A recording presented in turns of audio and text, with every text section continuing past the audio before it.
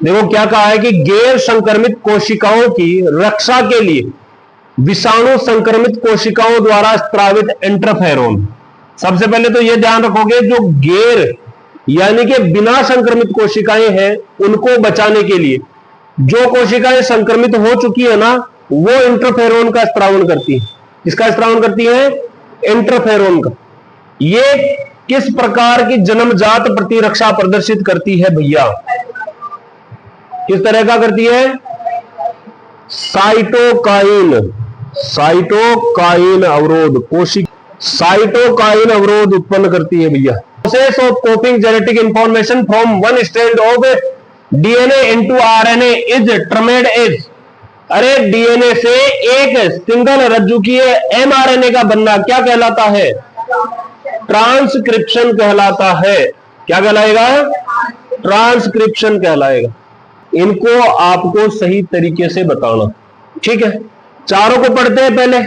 कोरक putty endometrium में अंतर्निहित हो जाती है, ठीक है, इंप्लांटेशन हो जाता है, ओके। कोष कोरक पर अंगुली जैसे प्रवर्ग या प्रक्षेप दिखाई देते हैं जो जरायु अंकुरक कहलाते हैं, हाँ ठीक है, कोरियोनिक विलाइस बनती है, ओके। कोरक खंड कोष कोरक और अंतः कोशिका धर्म में व्यवस्थित हो जाते, बिल्कुल सही। और युग्मनज में समसूत्री विभाजन होता है और 8 से 16 कोरक खंड के साथ भ्रूण में बदल जाता है, जिसे मोरूला कहते हैं। अरे भैया सबसे पहले तो क्या बनता है? युग्मनज, उससे क्या बनता है? मोरूला। तो सबसे पहला तो ये आएगा।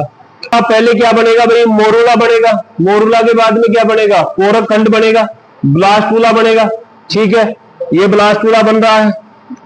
उसके बाद में ये ब्लास्टूला जो है वो किस में जाएगा? इंप्लांटेशन होगा। कहां पर? गर्भाशय में। गर्भाशय की कौन सी दीवार में इंप्लांटेशन होता है? एंडोमेट्रियम में, ये तीसरे नंबर पे। और फिर चौथे नंबर पे ये आ जाएगा, ऑप्शन है ये रहा। लूप तो कैसा होता है? Non medicated, non medicated. और आपका LNG-20 कैसा है? Hormone releasing. सहेली क्या है भाई? ओरल पिल है। अच्छा ये महत्वपूर्ण है भाई, सहेली किसने की थी? इसकी निर्माण किसने किया था? CDRI, CDRI ने इसका निर्माण किया है भैया। CDRI का पूरा नाम क्या है? Central drug research institute. इसका मुख्यालय कहां है? लखनऊ में इसका मुख्यालय है। सहेली भैया कैसी पिल है? साप्ताहिक पिल है। कैसी है? साप्ताहिक है, वीकली है। और साथ में ये भी ध्यान रखोगे कैसी है? Non steroidal.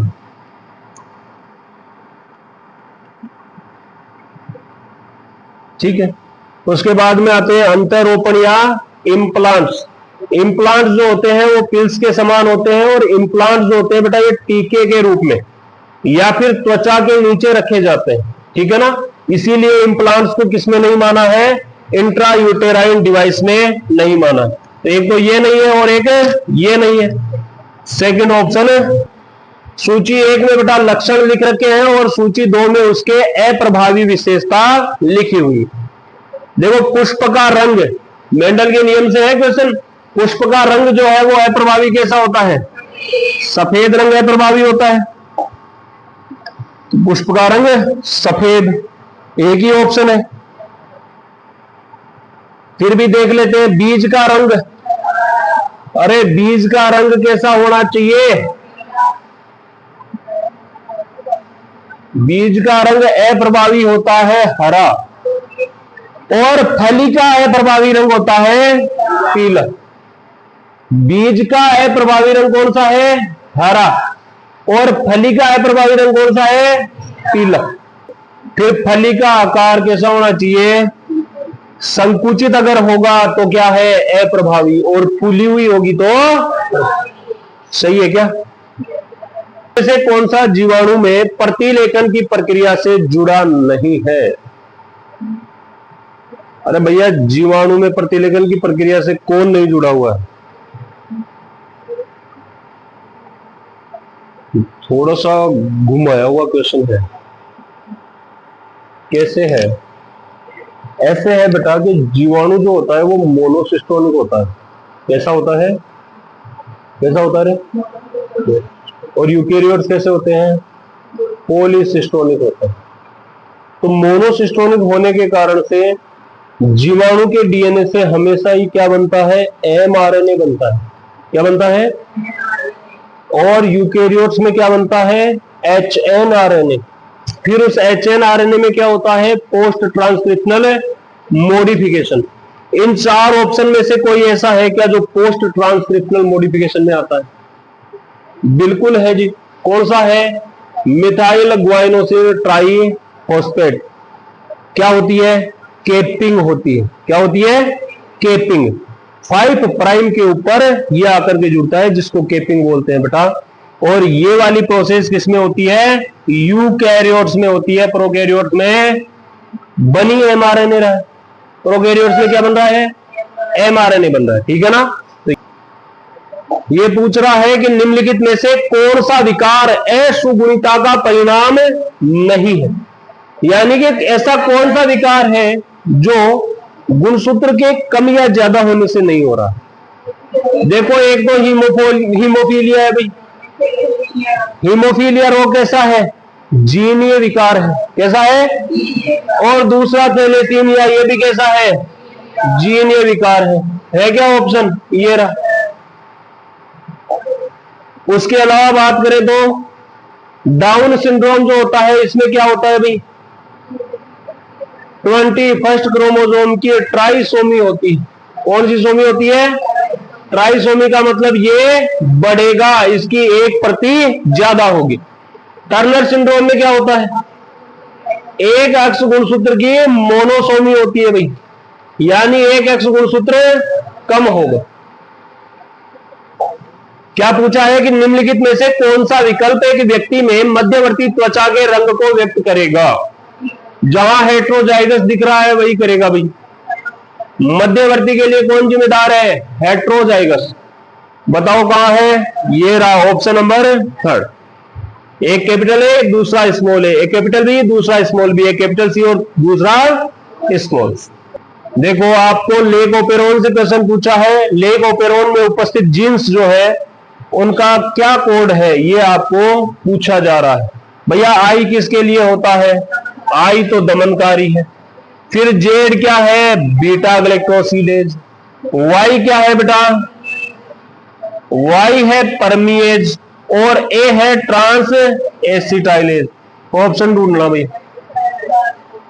ये रहा में। ये क्या है?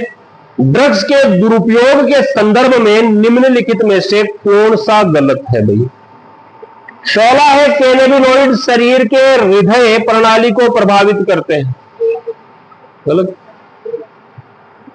पढ़ तो लो, चारों पढ़ तो लो पहले। फिर हीरोइन पेपावर सोमनीफेरम के लेटेक्स से निकलता है। फिर निकोटीन एक बहुत ही प्रभावी शामक और दर्द निवारक। निकोटीन किसी तरह का ना तो दर्द कम करता है, ना ही ये कोई शामक है। तो गलत कौन होगा? निकोटीन एक प्रभावशाली शामक नहीं है। फिर लास्ट वाला भी देख लो। कोका एल्केलॉइड की अत्यधिक खुराक भी भ्रम का कारण बनती है। चरस वगैरह से क्या होता है? विभ्रम होता है। क्या होता है? भूल जाते हो, दुनियादारी को भूल जाते हो, दूसरी दुनिया में पहुंच जाते हो। क्या पूछिए? जेल इलेक्ट्रोफोरोसिस पूछिए कि सही क्रम बताओ। तो सबसे पहला काम तो क्या होता है भाई? सबसे पहला काम तो ये होता है सर, डीएनए खंड जो है वो एनोड की तरफ भगते हैं। ठीक है। फिर जब ये भग जाएंगे ना तो इनको करना है अभिरंजित। क्या करना है? अभिरंजित। अभिरंजित करने के बाद में क्या करना है भाई? इनको देखना है अल्ट्रावायलेट प्रकाश में। अरे लेंगे अभी लेंगे, रुक तो जाओ।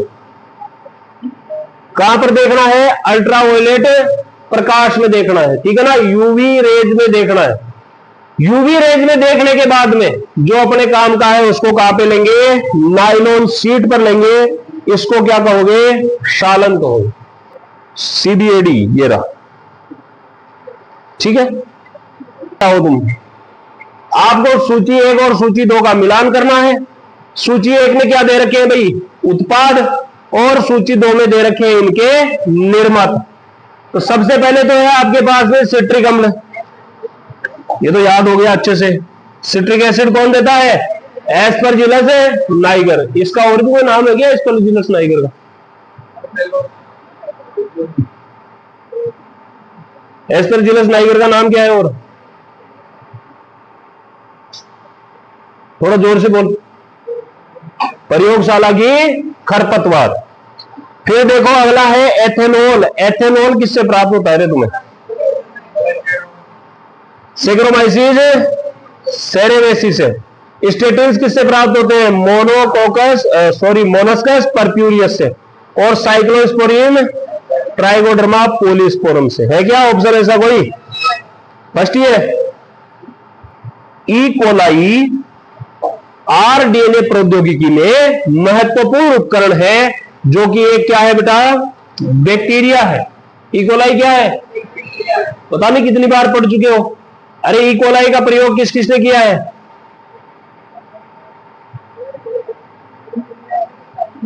किस किसने किया है बताओ?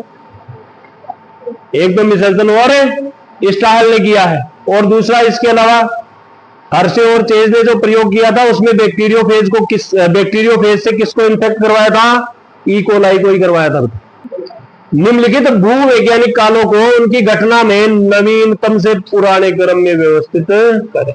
नए से पुराने में व्यवस्थित करना है। पहले कौन सा बताना है? नया। उसके बाद बताना है पुराना। तो भैया नया और पुराना देखो, सबसे पुराना तो है कार्बोनिफेरस, ये तो सबसे पुराना है। और अभी जो चल रहा है उसका नाम क्या है? तृतीय का टर्सरी काल चल रहा है अभी। मतलब अभी तो क्या चल रहा है पर वो नया है, ये सबसे नया।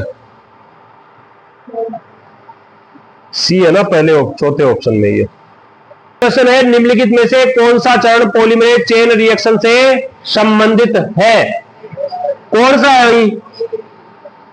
देखो एक तो है आपका निष्क्रियकरण, डीनेचुरेशन, सबसे पहले यही होता है। उसके बाद होता है तापानुशीलन, और फिर होता है प्रसार, ये तो होता है इसका क्रम। और पीसीआर में केवल 3 ही चरण होते हैं भैया। तो ये तीनों है क्या कहीं ऑप्शन में? ए, बी और डी। ये रहे। बेक्यूनो वायरस रोगजनक है जो किस पर हमला करता है? देखो बेटा, बेक्यूनो वायरस जो है वो ऐसा सूक्ष्म जीव है जो आपको, क्या हो गया? बेक्यूनो वायरस ऐसा रोग कारक है, ऐसा सूक्ष्म जीव है। क्या है?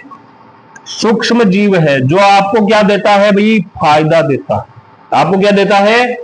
फायदा देता है। ये किस पर संक्रमण करता है? ये संक्रमण करता है कीटों पर। किस पर? कह रहा है कि प्रजनन आयु वर्ग में व्यक्तियों की संख्या पूर्व जनन आयु वर्ग में व्यक्तियों की संख्या से अधिक है। इसके आयु पिरामिड का आकार जनसंख्या की वृद्धि की स्थिति को इस प्रकार दर्शाता है। ध्यान से सुनना, ये क्या कह रहा है कि ये तो क्या है? एक प्रजनन आयु वर्ग, ठीक है ना। और इससे छोटा कौन है भाई? प्रजनन आयु वर्ग की संख्या किससे ज्यादा है? पूर्व प्रजनन आयु वर्ग से ज्यादा। इसका सीधा सा मतलब क्या है कि यहां पर जो जीव है बेटा वो क्या कर सकते हैं? जनन कर सकते हैं। क्या कर सकते हैं? जनन। और ये जो जीव है ये क्या है? इन जनन करने वालों की संतति है। अगर जनन करने वाले जीव कम संतति बना रहे हैं, इसका मतलब है समष्टि क्या हो रही है? घट रही। अगर जनन करने वाले जीवों की संततियां कम आ रही है, इसका मतलब क्या है बेटा? समष्टि क्या हो रही है? घट रही है। तो यहां पर ये रहा ऑप्शन। समष्टि कैसा होगा? समष्टि जो है उसमें जनसंख्या की वृद्धि कैसी होगी? घटती हुई होगी। कैसी होगी? घटती हुई होगी। ठीक है ना। अगर यहीं पर संततियां ज्यादा होती तो तुम क्या कहते भाई? बढ़ रहा। और संततियां जनन सम के बराबर होती तो तुम क्या कहते? स्थिर अभी। ठीक है। ये बताना निम्नलिखित में से कौन सा कथन समझाता या समझात अंगों के संदर्भ में सही है? समझाता साझा वंशावली को इंगित करती है। बिल्कुल भैया, इनका एंसेस्टर एक होगा। सही बात है।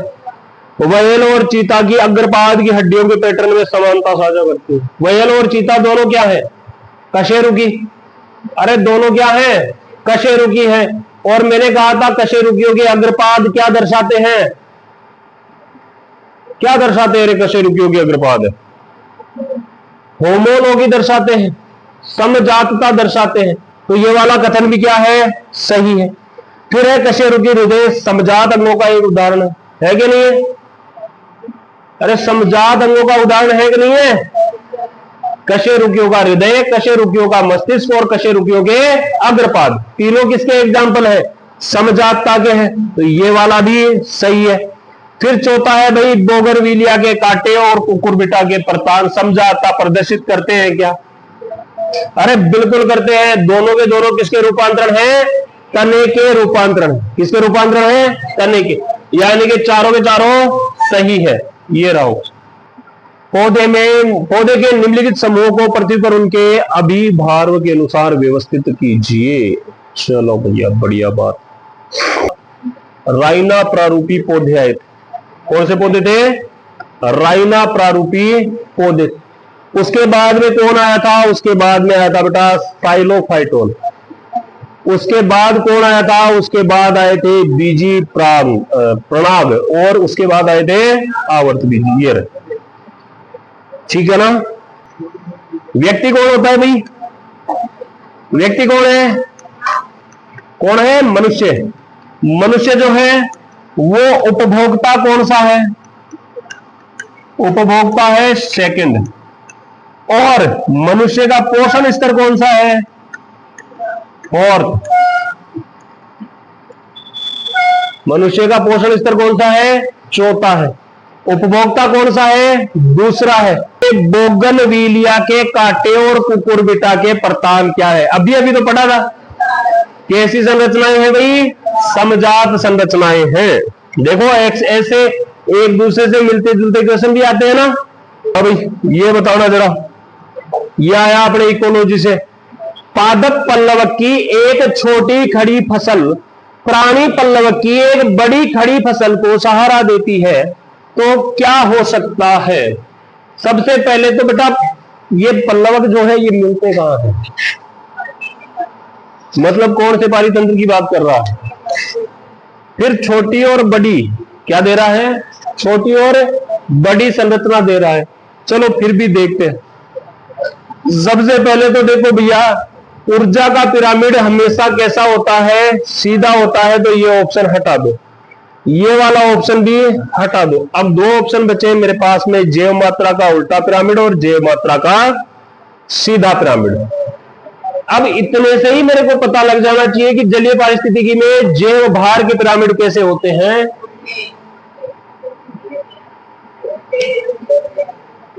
जलीय पारिस्थितिकी में जैव भार के पिरामिड उल्टे होते हैं। स्थलीय पारिस्थितिकी में वृक्ष पारितंत्र में जैव संख्या के पिरामिड उल्टे होते हैं। दो ही पिरामिड है बेटा उल्टे, ठीक है ना। तो यहां किसकी बात कर रहा था, जलीय पारितंत्र की। ऑप्शन में दिया है जैव मात्रा का उल्टा पिरामिड होगा या सीधा।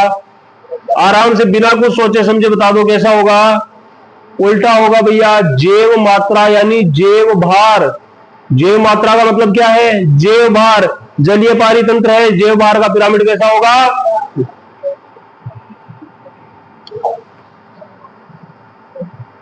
फर्स्ट आइसोलेटेड रेस्ट्रिक्शन एंडोन्यूक्लियस कौन सा है भैया, हिंड।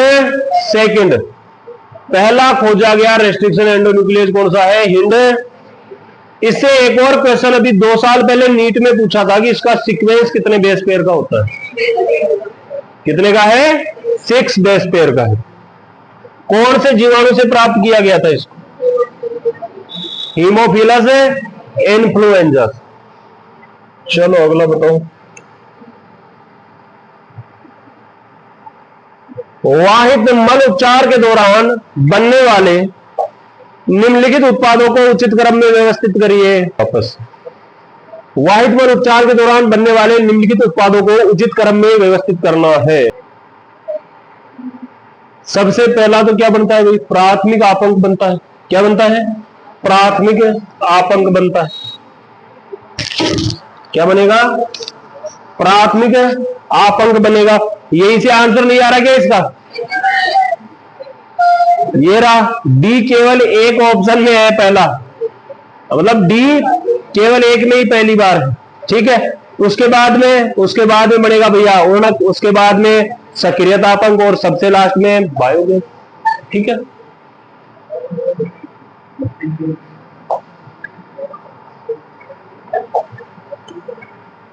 फिर आपके पास में भाई वन्य जीव सफारी उद्यान किसका एग्जाम्पल है? वन्य जीव संरक्षण या वन्य जीव सफारी सॉरी किसका उदाहरण है? बहिस्थानीय संरक्षण का होना चाहिए भाई। तो भाई ह्यूमिफिकेशन के कारण क्या होता है? ह्यूमिफिकेशन के कारण क्या होता है भाई? अरे ह्यूमस का संचय होगा और क्या होगा? ह्यूमस का क्या होगा? संचय होगा भैया। ठीक है, बाकी ऑप्शन भी अगर तुम देखना चाहो तो मिट्टी का अपर्दन होता है क्या ह्यूमिफिकेशन के कारण? नहीं होता। मृदा का संरक्षण भी नहीं होता और लवणों का संचय भी नहीं होता। फिर अगला क्वेश्चन है आपके पास में, ये करने लायक क्वेश्चन है भाई। ये आपको कह रहा है कि यदि द्विरज्जु की डीएनए में एडेनिन 15% है, कितना है? 15% है, तो इस डीएनए में साइटोसिन की मात्रा कितनी होगी? भैया अगर ए 15% है तो टी भी कितना होगा? दोनों को जोड़ दो, कितना हो गया? 30। अब 30 तो हो गए कौन? ए प्लस टी। बचे हुए 70 कौन होंगे भैया? जी प्लस सी होंगे। जी और सी का भी तो मान बराबर होता है ना। सी पूछ रहा है मेरे को, तो मैं जी की जगह सी लिख दूं, 2C हो जाएगा। ये 72 से काटोगे तो 35% कौन बचेगा भैया? सी बचेगा। ऑप्शन नंबर 3, ठीक है ना।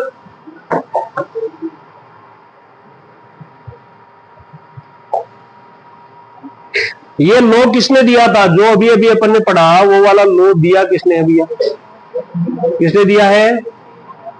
चारगोफ ने दिया था। किसने दिया था? चारगोफ ने दिया था। ठीक है, अगले क्वेश्चन में आओ।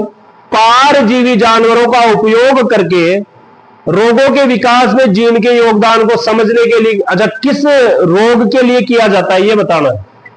पारजीवी जानवरों का उपयोग रोगों के विकास में जीन के योगदान को समझने के लिए किया जाता है, जैसे कि कौन से रोग के लिए करेंगे? ठीक है ना। तो बेटा इनमें से ये देखो तुम्हें कि ऐसे कौन से रोग हैं जो जीन्स की वजह से होते हैं? हेजा और टाइफाइड होते हैं क्या? नहीं होते हैं। स्लीपाद या दाद होते हैं क्या? ये भी नहीं होता। निमोनिया या कालाजार होता है क्या? नहीं होता। लेकिन सर यहां कैंसर ऐसा है जिसके लिए जीन है, और कैंसर के जीन को क्या कहते हो? ओन्कोजीन कहते हो। और दूसरा एग्जाम्पल दे रखा है पुट्टीय रेशमता। क्या नाम दे रखा है? पुट्टीय रेशमता। इसको इंग्लिश में क्या कहते हो? Cystic fibrosis. याद है क्या? सिस्टिक फाइब्रोसिस नाम पढ़ा था कहीं पर। फ्रेम शिफ्ट म्यूटेशन में क्या था एग्जाम्पल? Cystic fibrosis. तो ये किससे जुड़ा हुआ है? जीन से जुड़ा।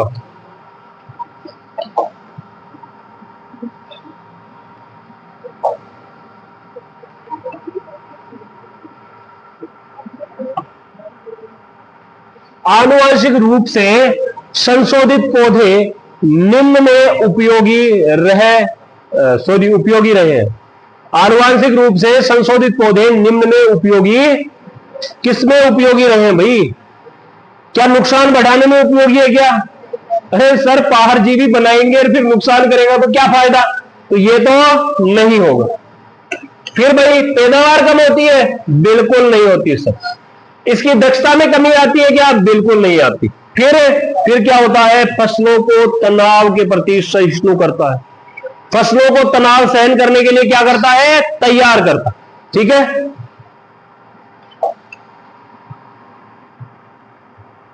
फिर अगला क्वेश्चन है भाई, महिलाओं में कौन सा महिला का, अच्छा निम्नलिखित में से कौन सा महिला का प्राथमिक यौन अंग है?